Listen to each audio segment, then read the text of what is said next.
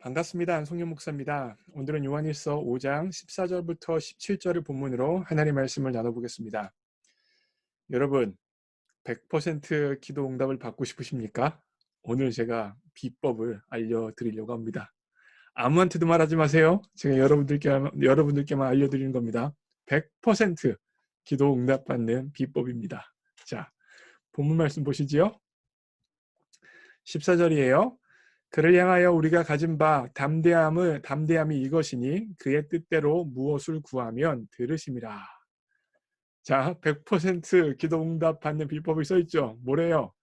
그의 뜻대로 무엇을 구하면 들으신대요. 근데 단지 하나님께서 듣기만 하십니까? 아니에요. 15절 보세요. 우리가 무엇이든지 구한 바를 들으시는 줄을 안즉 들으셨어야 하나님이요 우리가 그에게 구한 그것을 얻을 줄을 또한 아느니라. 우리가 하나님께 구하면 하나님이 들으시고 응답해 주셔서 구한 것을 얻는다라고 말씀해 주십니다. 그러면 100% 기도 응답을 받는 거죠. 근데 단서가 있어요. 무엇입니까? 그의 뜻대로예요. 그의 뜻대로. 하나님의 뜻대로 구하면 하나님께서 들으시고 하나님께서 그 기도에 응답해 주시겠다는 겁니다. 결국 중요한 건 뭐예요? 우리가 구하는 것도 중요하지만 기도 응답을 위해서는 하나님의 뜻대로 구하는 게 가장 중요하겠죠. 그렇다면 오늘 본문에서 하나님의 뜻대로 구한다는 것이 무엇이냐가 나타나는 게 바로 16절입니다. 누구든지 형제가 사망에 이르지 아니하는 죄를 범하고 이르지 아니하는 죄에 범하는 것을 보거든 구하라. 그리하면 사망에 이르지 아니하는 범죄자들을 위하여 그에게 생명을 주시리라.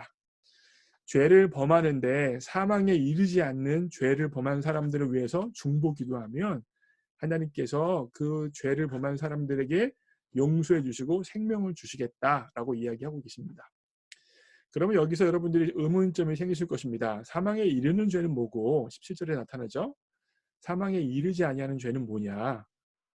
굉장히 의문점이 생기실 텐데 사실 이걸 이해하기가 쉽지 않아요. 왜냐하면 신약 성경에서 사망에 이르는 죄라는 표현이 단 1회 나타나기 때문에 도대체 사망에 이르는 죄의 용례가 어떻게 사용됐는지가 불분명하기 때문입니다. 다만 한 가지 추정해 볼 수 있는 건 예수님께서 복음서에서 성령 회방죄를 말씀하셨죠. 그래서 성령을 회방하는 죄는 사함을 받을 수 없다라고 말씀을 하셨어요. 그래서 이 성령 회방죄와 사망에 이르는 죄를 연결시켜서 해석을 해보면 명확하진 않지만 성령 하나님께서 역사하시는 가장 큰 사역의 목적이 있는데 그것은 바로 예수님의 구원자 되심과 주님 되심을 드러내는 거예요. 그런데 성령 회방죄는 뭐겠어요? 그러면 예수님의 구원자 되심과 주님 되심에 대해서 의도적으로 반역하고 의도적으로 받아들이지 않는 거겠죠. 다시 말하면 예수님을 영접하지 않는 거겠죠. 다시 말하면 성령 회방죄라고 해서 특별한 죄가 있는 것이 아니라 예수님을 믿지 않고 예수님을 거부하는 것 자체가 이미 성령 회방죄에 해당하는 것입니다. 그것과 연관시켜서 오늘 본문을 이해해보면 예수님을 향하여서 의도적으로 반역하고 예수님을 향하여서 작정하여 부인하는 것이 바로 사망에 이르는 죄겠죠. 그런 죄를 뺀 모든 죄에 대해서 다른 사람을 위하여 중보기도하면 하나님이 들으시고 그것에 대해서 응답해 주시겠다는 것이 오늘 본문의 바로 포인트예요.